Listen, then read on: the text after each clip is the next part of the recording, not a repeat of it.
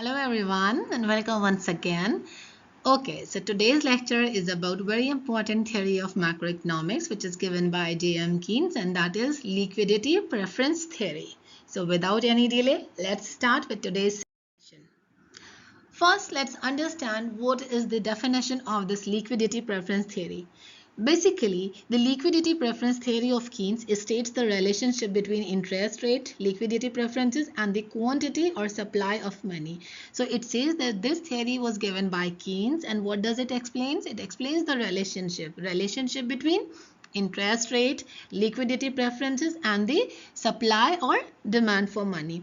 And then it says when we use the word liquidity preferences means the reasons or the motives for which you would like to keep, or an individual or a consumer would like to keep money with them. So that is what this theory talks about.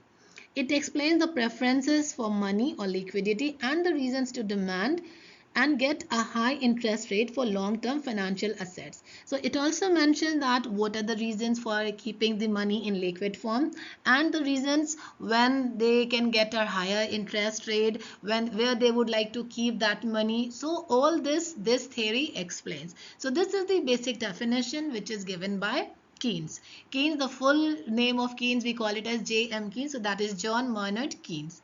So now let's have a quick and a brief history of J.M. Keynes. See, the founder of Keynesian economics and the father of modern macroeconomics, John Maynard Keynes popularized this concept in his book, The General Theory of Employment, Interest and Money, which was published in the year 1936. So J.M. Keynes, popularly known as Keynes, was the father of macroeconomics, and he popularized this concept of this liquidity preference theory in his popular book, The General Theory of Employment, Interest and Money, which was published in 1936.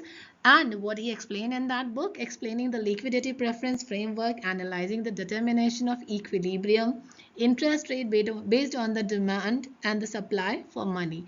So in this theory, in this book, what he explained the framework for liquidity preference, and he also tries to analyze and determine that how the equilibrium can be attained based on the supply and demand for money. What is an equilibrium? Equilibrium is a point where the demand and supply for money are equal. So this is what he explained in this book. Now let's understand the Keynesian preference theory or liquidity preference theory. As I told you in the very beginning that what are the reasons this liquidity preference means, what are the preferences for keeping the money with you. So here are the three preferences that this theory talks about: the transactions motive, precautionary motive, and speculative motive. By the names you are getting a clearer idea what does it means. When we talk about transaction motives, so liquidity preference for setting daily expenses. So people would like to keep a portion of money with them to meet out the day-to-day or daily expenses. Then precautionary, additional liquidity preferences for unexpected expenses. Many times people are not aware that what unexpected expenses are going to happen. So for that, in order to be safer, to be on a safer on the other side, they just like to keep the amount for some unexpected expenses. And the last is your speculative, retain liquidity if the interest rate is low. So for this, they just like to look for an immediate or fast returns on their money. So if they have the money, or if the people have the money, they can invest wherever they feel that they are going to get the quick returns or the fast or higher returns on that. So these are the three motives that actually Keynesian theory have highlighted in this Keynes liquidity theory. Now let's have a look at each of this motive in detail. First, let's talk about the first transaction motive. What does it say? It highlights the people's choice to prefer liquidity for their day-to-day expenses or normal transactions. So what does it say? That people like to keep money with them to meet out the daily or the basic expenses or the routine expenses. For this, they would like to have some money with them. Investors like to have the liquidity to ensure their short-term obligations rather than struggling or borrowing.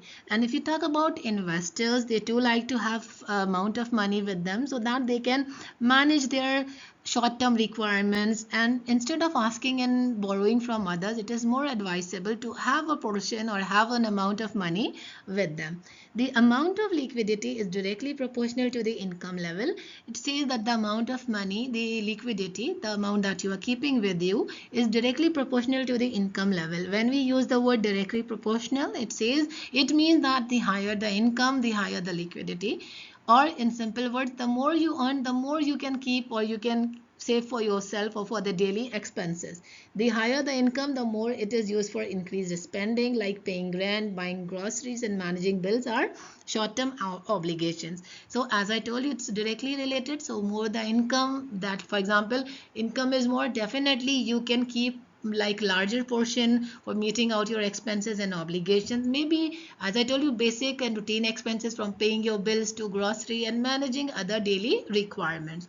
So this is the first and the foremost motive for which people would like to keep money with them.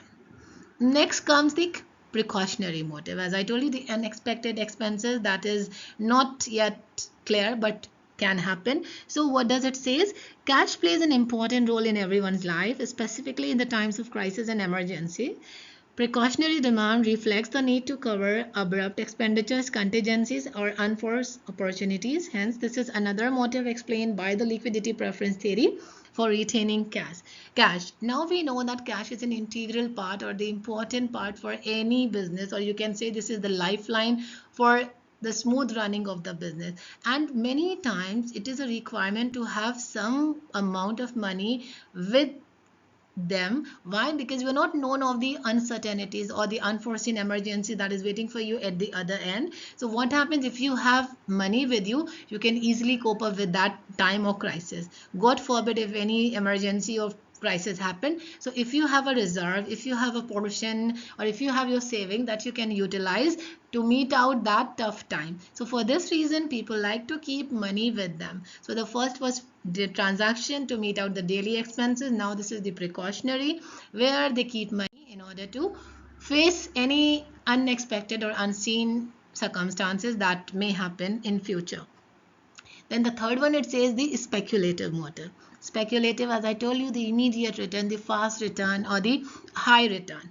So it says the speculative motive explains people's intention to gain a speculative profit utilizing changes in interest rate. If the interest rate is low, or investors may have a higher demand for liquidity, anticipating a future increase in interest rate, they hold cash for future investment. So basically it says, as I told you, that when people look for options that yes, they can get higher returns or they can get more fast and quick returns on that. So for this reason, they would like to invest. They keep a portion of their money specifically for speculative activities. And as it says that if the interest rate is low, so investors would like to keep the more money, right? Because they know that in the future the rates are going to be high. So this is the reason for which they would like to invest into that. Then it says income rather than the interest rate primarily influences the transaction and precautionary motive. It says that the first two motives that we discussed, the transaction and the precautionary, are actually influenced by the income, because the more income you have, the more you can keep for transaction, like for meeting out day-to-day expenses, and more portion you can allocate for the precautionary purpose. So that is directly related to or influenced by the income. But if you talk about speculation, it is actually influenced by the interest. So here it says that the speculative relation is not concerned with the income, it is more influenced by the interest rate. So that is, they are relatively inelastic. So on the other hand, we see that the interest is elastic. It depends on the interest rate. So speculation, what happens in speculation?